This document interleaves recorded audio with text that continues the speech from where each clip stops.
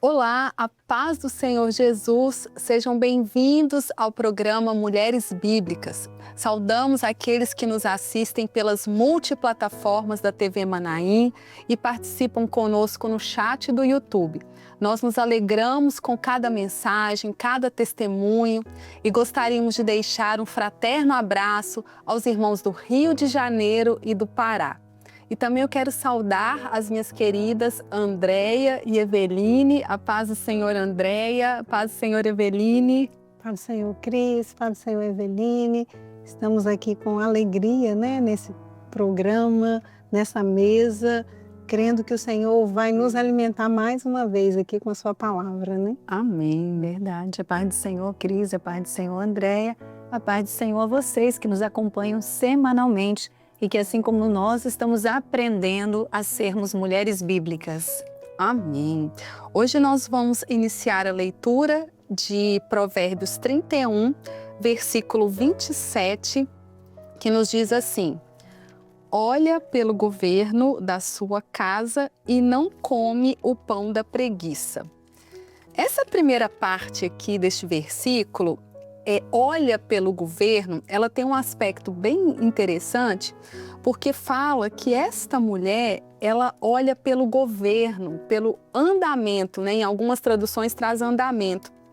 E Eveline, esse verbo aqui, olhar, fala que essa mulher virtuosa é aquela que está atenta, que ela percebe as necessidades da família, as necessidades da comunidade, as necessidades da casa e até a necessidade espiritual da família e da sua própria vida. Isso, essa palavra aí, olha, nós poderíamos até substituir pela palavra zela. Então ela zela pelo governo da sua casa. E aí quando nós pensamos na casa, na família dessa mulher virtuosa, é essa mulher que ela está zelando pelo governo do marido, como nós já falamos aqui em outros programas, em submissão, em sujeição, permitindo que o marido seja o sacerdote do lar, conforme a palavra do Senhor. Ela olha pelo governo dos filhos, não é uma mãe omissa, mas ela está zelando pela instrução dos filhos, pela orientação, por uma educação pautada na palavra de Deus.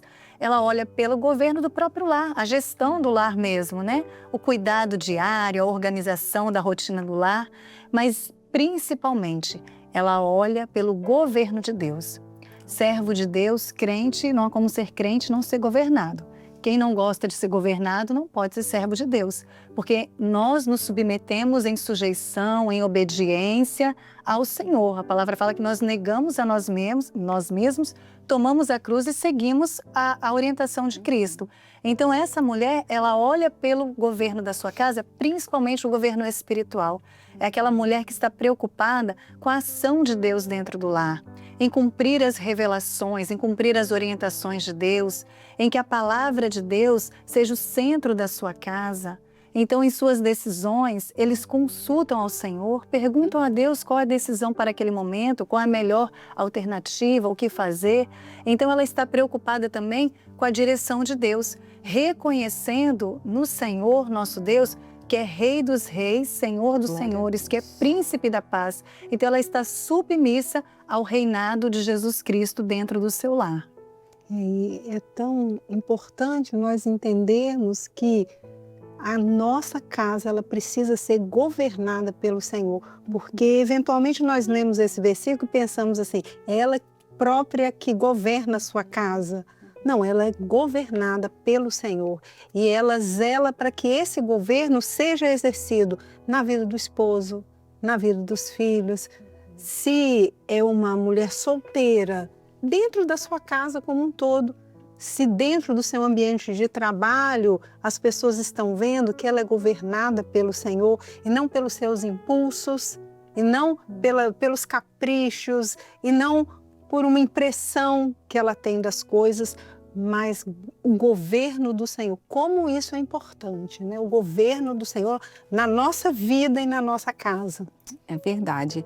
E trazendo também essa esse versículo, olha pelo governo da sua casa, nós também temos uma aplicação prática, cotidiana, que é importante a gente trazer também, porque esse versículo tem um significado também na palavra, lá no hebraico, porque fala que essa mulher, né, e como a Andréia colocou aqui, não só a mulher casada, a jovem, aquela que convive em família, onde você está inserido, mas no caso do ambiente da casa, ela tem uma ativa condução, cuidado na organização do lar, na gestão. E isso vai em contraste com aquilo que nós já até falamos aqui, daquela lógica da competitividade, de ideias feministas que muitas vezes reduzem as responsabilidades domésticas a algo inferior, algo opressor, às vezes supervalorizam muito os status, a condição individual, a conquista profissional. E isso vai gerando no ambiente familiar conflitos, isso gera... tira a paz literalmente do lar, traz acomodação, desordem, é aquela frase assim, ó, eu não vou fazer, você tem que fazer, e aí gera aquele conflito. E isso é tão interessante porque esse comportamento não é atual. Quando a gente vai olhar o registro histórico, tinham comportamentos semelhantes que estavam influenciando as mulheres que estavam frequentando a igreja de Creta. E isso estava influenciando aquela igreja, que quando o apóstolo Paulo ele escreve a Tito, ele orienta as mulheres mais jovens serem instruídas pelas mais velhas a serem boas donas de casa, Andréia. Isso é muito importante, por quê, Cris? Porque, como você falou inicialmente, a gente tem a impressão nos nossos dias que cuidar da casa não é uma tarefa nobre. Não é uma tarefa que seria as mulheres, essa atribuição que deve ser dividida igualmente, né? Vamos dar exemplos práticos aqui. Eu fiz a comida, então você obrigatoriamente tem que arrumar a cozinha. Eu lavei esse prato, você tem que lavar esse talher. São coisas que dentro de uma organização de uma casa podem ser feitas, claro que podem ser feitas. Mas o Senhor deixou registrado na sua palavra, em razão de um evento que estava acontecendo naquela época em Creta. Paulo escreveu aqui a Tito, que era o pastor da igreja, ele iria ali assumir, né, o pastoreio daquelas ovelhas, para dizer a ele: fale com as mulheres mais velhas, que elas devem ensinar as mais novas, que elas devam ser boas donas de casa. Então, se Deus deixou isso registrado na sua palavra, é porque isso é de suma importância. E nós temos que zelar por aquilo que é a palavra de Deus.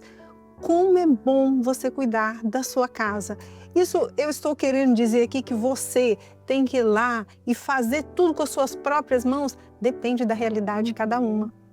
Cada uma sabe da sua realidade, aquilo que pode fazer, como fazer, que horário fazer. As realidades são diferentes, as vidas, né, das pessoas, o desenvolvimento, a organização da casa, cada uma tem uma organização diferente. Cada família, se você vive dentro de casa com a sua mãe, se você tem outros irmãos, há uma organização dentro de casa com relação às tarefas da casa. Há uma organização se você é casado, tem filhos pequenos. Então, existe um outro tipo de cuidado que precisa ter. Às vezes os filhos são maiores, você consegue distribuir as tarefas entre eles. Às vezes você tem uma pessoa que profissionalmente te ajuda dentro de casa. Então, o fato é que ser boa dona de casa, ser dona de uma casa é tão bom. Não é? Como é bom você ser dona de uma casa. Verdade. Né? Existem episódios assim em que, às vezes, um jovem casal precisa, por algum motivo econômico, financeiro, às vezes ir para dentro da casa dos pais, né? Por algum motivo, eu estou falando sobre isso porque eu vivi essa realidade outro dia de aconselhar. Então, quando aquela jovem senhora chega lá, às vezes com filhos pequenos, poxa, aquela casa não é dela. E aí nós nos lembramos e paramos para pensar como é bom ser donos da nossa casa. É verdade. Então, as atribuições são muitas, mas o Senhor quer que nós, mulheres, sejamos boas donas de casa. Isso faz com que nós não sejamos excelentes profissionais na nossa labuta diária, no mercado de trabalho pelo qual nós temos que lutar, em igualdade de condições. Não, mas dentro da nossa casa há uma palavra da parte de Deus que nós devemos ser boas donas de casa, cuidar da nossa casa. E se o Senhor falou isso, nós temos que fazer isso com zelo, com amor, não é, Cris? E é interessante tudo isso que a Andréa colocou, porque quando você busca lá no original das boas donas de casa, o original não está trazendo somente a questão das tarefas domésticas, em realizar tarefas domésticas, mas está falando justamente disso que a Andréa falou, da gestão, da organização, da atuação da mulher para que a sua casa seja uma casa organizada, estruturada, para que seja um lugar de aconchego para os filhos, para o marido. Então a mulher tem esse papel muito importante. E ali fala no texto das mais velhas que ensinem as mais novas.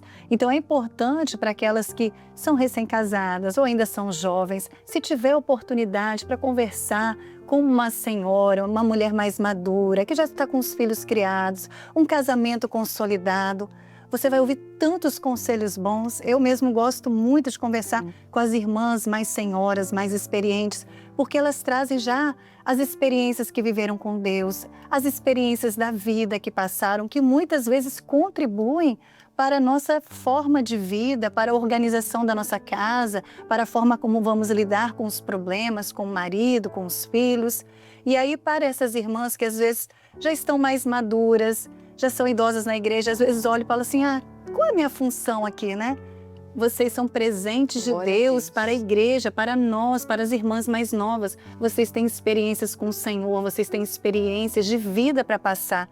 Então aconselhem, sentem ao lado, passem uma informação, passem uma experiência de vocês, porque isso agrega muitos frutos na obra do Senhor. A palavra do Senhor fala, né? Na velhice ainda darão frutos. Então, são esses ensinos, essa transmissão de herança, transmissão de experiências que fazem a igreja frutificar a cada dia. É mesmo. E aqui o versículo 27, ele termina falando assim, não come o pão da preguiça. Eu achei muito interessante porque quando a gente vai pesquisar, né, nos dicionários, esse versículo ele não tem um significado assim diferente, ele literalmente é assim.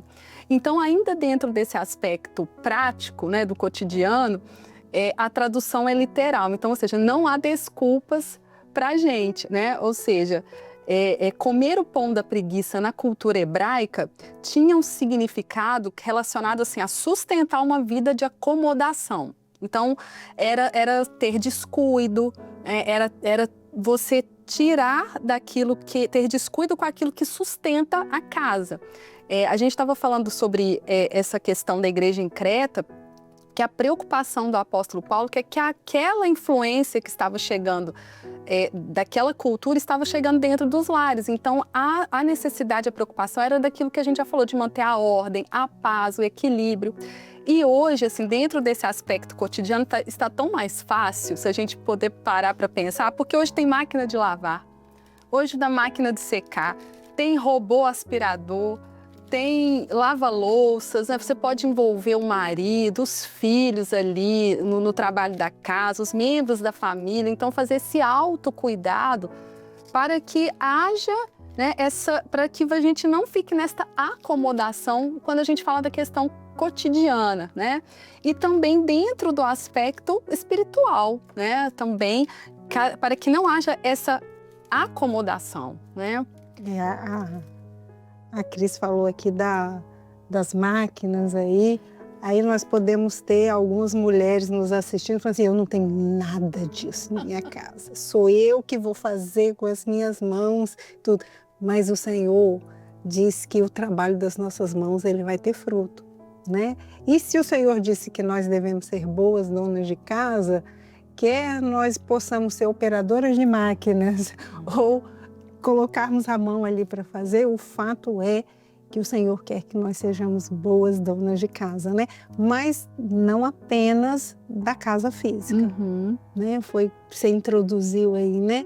Da casa espiritual, não é, Eveline? É verdade. E podemos pensar assim, Às vezes, a mulher se sobrecarrega porque quer fazer tudo sozinha, traz o peso todo sobre ela, quer trabalhar, não para, né? Às vezes nós convivemos com mulheres que falam, eu não consigo parar, às vezes da meia-noite, uma hora eu estou limpando a casa, eu estou organizando alguma coisa, eu estou vendo outra, mas também o contrário, a Bíblia também nos alerta, que é a preguiça, é aquela procrastinação, é aquela falta de zelo por fazer. Lá em Eclesiastes 10:18 vai falar, pela muita preguiça se enfraquece o teto e pela frouxidão das mãos goteja a casa.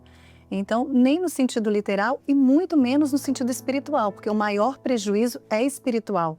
Quando deixamos de fazer a obra de Deus, quando fazemos com certo relaxo, deixamos de lado uma vida de oração, deixamos de lado uma vida de leitura à palavra, né? Nos esquecemos de orar, de buscar ao Senhor, de cumprir as orientações. A palavra de Deus está nos dizendo aqui que a casa se enfraquece. E nós queremos a nossa casa espiritual e a vida espiritual da nossa família fortalecida no Senhor. A palavra de Deus nos fala em primeira carta de Pedro, no capítulo 2, no versículo 5, diz assim, vós também, como pedras vivas, sois edificados casa espiritual. Amém. Então, essa casa pela qual nós zelamos não é apenas a nossa casa física, mas a nossa casa espiritual, né? Que é a nossa vida e nós sabemos que cada um dos integrantes dentro da nossa família é uma casa espiritual. Os nossos filhos são casa espiritual, nosso esposo é casa espiritual, você é solteira, está dentro da casa do seu pai, da sua mãe, seus pais são casa espiritual, né? Seus irmãos são casa espiritual, você é avó, cuida dos netos, seus netos são casa espiritual, genro, nora. Então, é um trabalho nosso que nós não podemos nos cansar de cuidar, de zelar dessa casa espiritual. Não dá para nós deixarmos que a busca ao Senhor pela vida de cada um fique para o dia de amanhã. É importante que nós façamos isso hoje. Todos os dias é dia de zelar pela nossa casa espiritual. E aí, dentro desse aspecto, a gente vai para o versículo 15, que fala, ainda de noite se levanta e dá mantimento à sua casa e tarefa às suas servas. Dentro desse aspecto espiritual, Andréia, tem um significado que eu achei muito interessante desse ainda de noite, é que fala da meia-noite, fala assim, na hora da angústia e do desespero. Então, nesse momento, esta mulher, ela se coloca de pé, ela se levanta para garantir o sustento e a provisão da casa, né, dessa casa.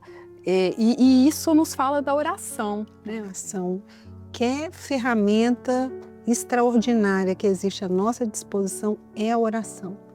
Se nós podemos nos valer de algo, é como se você tivesse à sua disposição, e não é como se você tivesse, nós temos à nossa disposição o Rei dos Reis, o Senhor dos Senhores, o juiz de todas as causas, o Deus da guerra.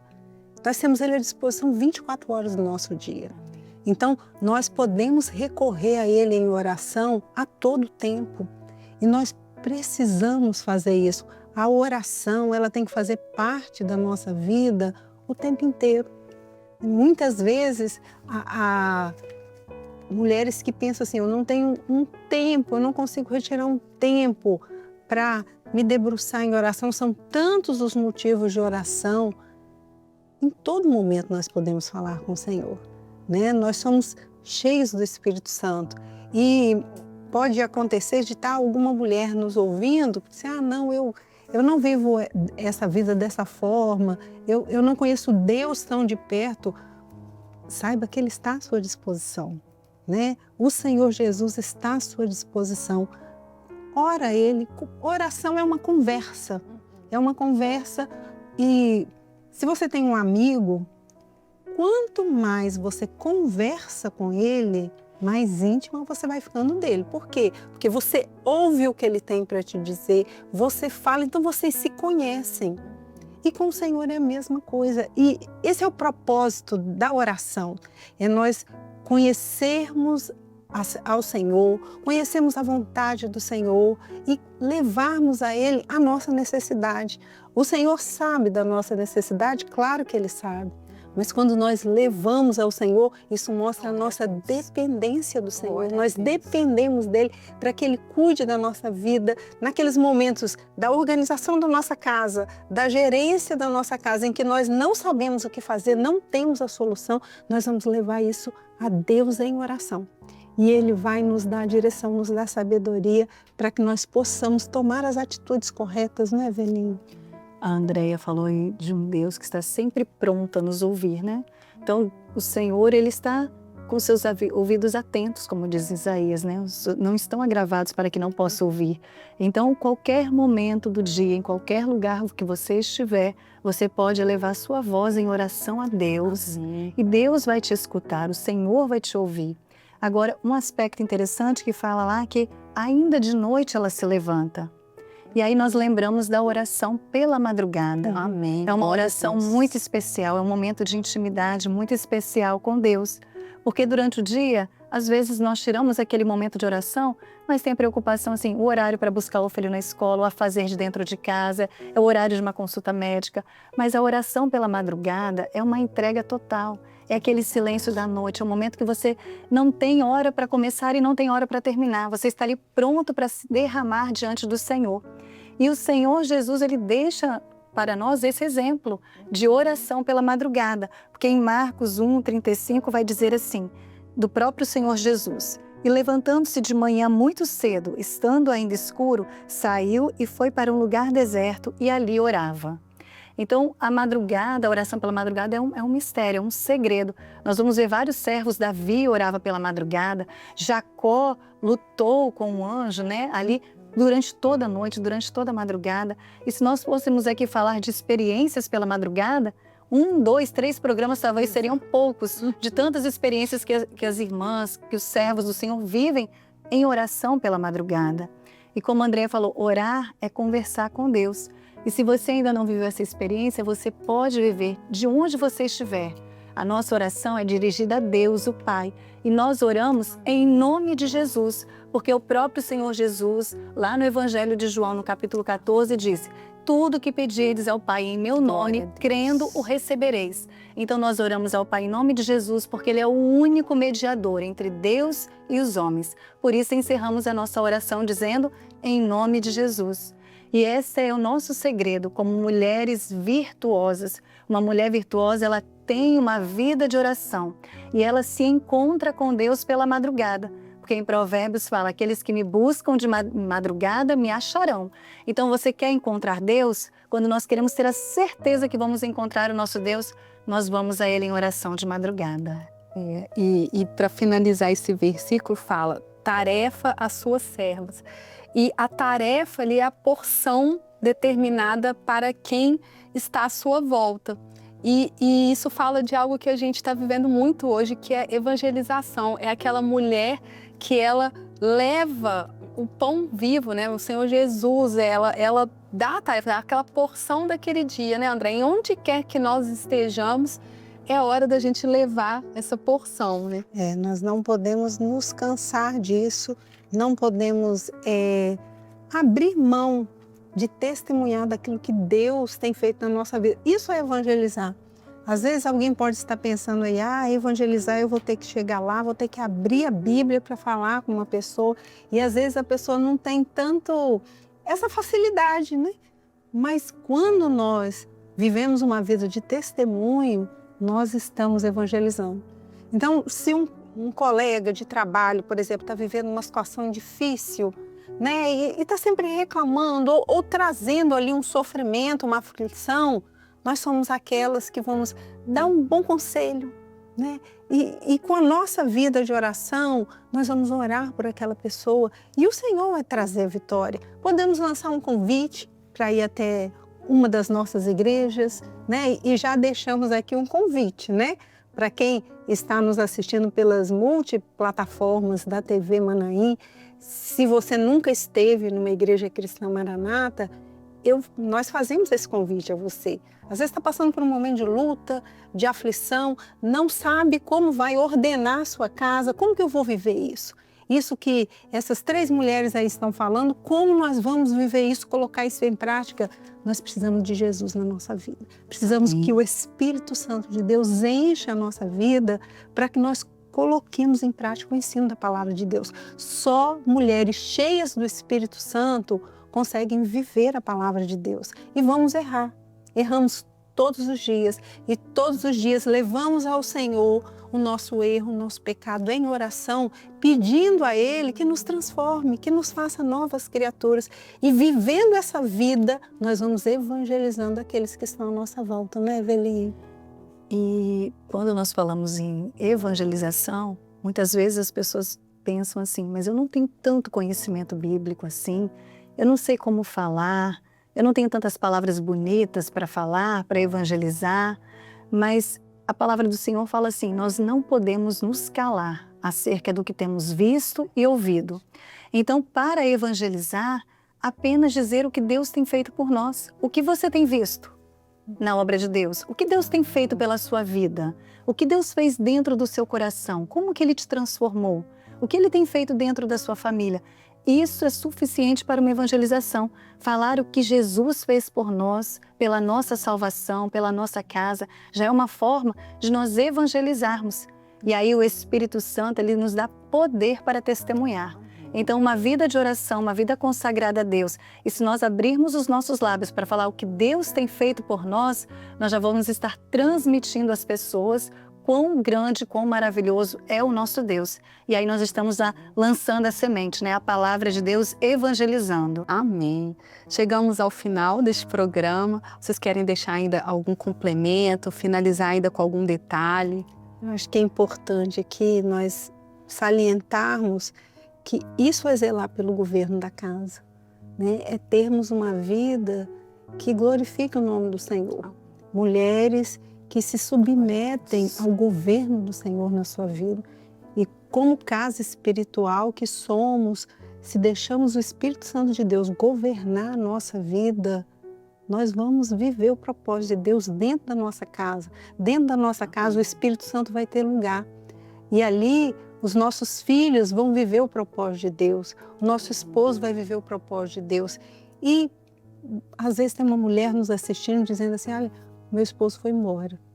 Os meus filhos que eu criei na presença do Senhor, hoje não estão mais servindo ao Senhor. Qual que é o seu papel hoje? A oração. Amém. A oração.